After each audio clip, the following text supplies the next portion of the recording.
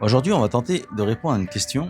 Qu'est-ce qu'un administrateur Salesforce? Entre consultant, architecte, sales, product owner, chef de projet, on peut être perdu avec tous ces termes. On va essayer de répondre à cette fameuse question, mais qu'est-ce qui définit le rôle d'un administrateur Salesforce? Eh bien, on peut répondre à cette question par quelqu'un qui vient résoudre les problématiques des commerciaux au sein de la plateforme Salesforce en la personnalisant.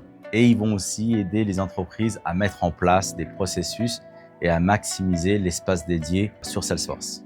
Les administrateurs, aussi appelés admins, sont les personnes de confiance.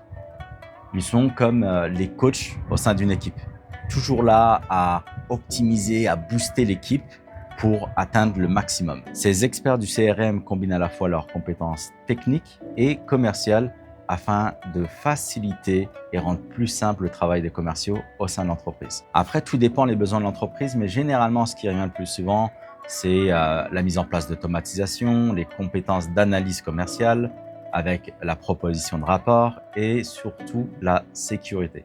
En ce qui concerne la mise à niveau des compétences, un bon admin Salesforce doit faire une veille technologique parce que chez Salesforce, il y a 3 releases, donc 3 grosses mises à jour à l'année qui sont faites. La Spring, la Summer et la Winter. Et sans oublier la plateforme Trailhead pour être constamment à jour. Donc, un admin Salesforce est un éternel apprenant, ce qui lui permet de construire sa carrière dans l'écosystème Salesforce.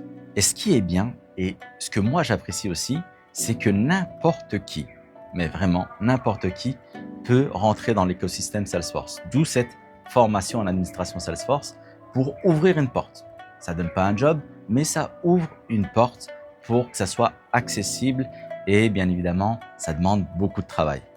Et en gardant cet esprit axé sur l'apprentissage, un admin Salesforce peut évoluer dans différents horizons, en tant que consultant, architecte, data analyst, et j'en passe. Et les entreprises qui utilisent Salesforce savent à quel point les admins sont importants pour garantir le succès du business. Si une entreprise veut ajouter des nouvelles fonctionnalités, se connecter avec d'autres clients, ils doivent avoir un admin au sein de l'entreprise. D'où cette formation, encore une fois, pour rendre accessible ce poste à tout le monde. Du moins, on essaye. Mais attention, il faut quand même garder à l'esprit et garder un certain cadre. Comme j'ai dit, un admin peut évoluer vers différents horizons, consultant, architecte, etc. Mais un admin reste dans la partie administration. Ou sinon, c'est la surcharge assurée si on commence à toucher à tout et surtout si on sort du cadre de l'administration Salesforce. Alors la question que vous vous posez, c'est mais qu'est-ce qu'ils font exactement les admins? Eh bien encore là, beaucoup de choses. Mais en gros, ils construisent, mettent en place, personnalisent la plateforme comme les automatisations, le soutien des utilisateurs et bien évidemment cette partie sécurité. Et ils gèrent aussi les données. Donc beaucoup de choses variées, donc pensez au cadre. Mais bien qu'un admin ait beaucoup de compétences, il y en a 3 qui ressortent. L'automatisation, l'analyse commerciale et la gestion des utilisateurs. Commençons par l'automatisation des processus. Quand vous automatisez un processus, ça signifie que vous simplifiez un processus complexe et chronophage. Donc, ils viennent automatiser tout ça. Et en plus d'être responsables de créer l'automatisation, ils doivent la maintenir et l'améliorer au fil du temps. Donc, l'admin reste à l'écoute et observe pour améliorer ses processus et proposer une automatisation.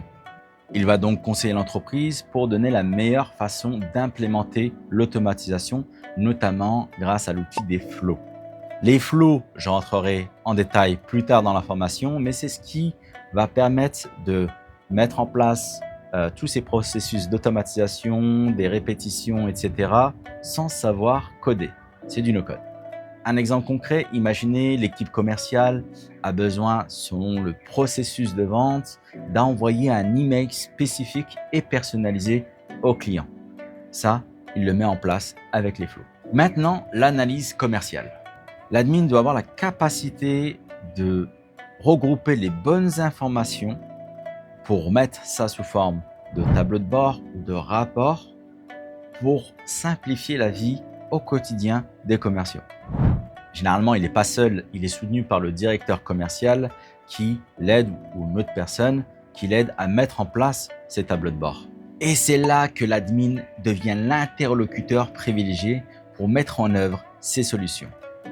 Donc, il collecte les besoins, les analyse et les met en œuvre.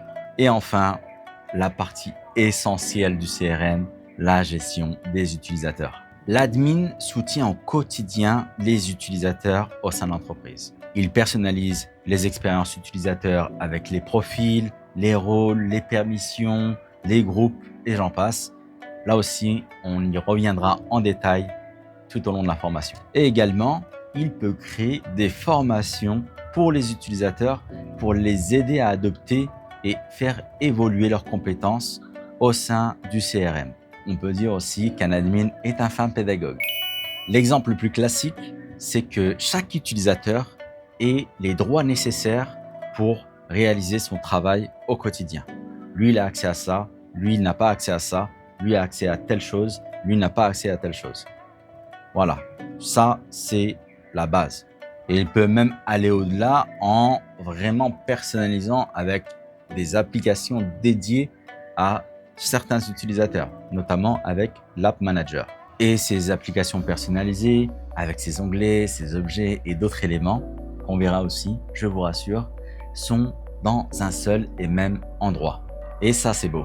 Il est essentiel pour l'entreprise d'avoir un admin afin de réussir dans le domaine des données et du CRM. Si vous avez aimé cette vidéo, n'hésitez pas à suivre CRM Dojo sur LinkedIn, YouTube et j'en passe.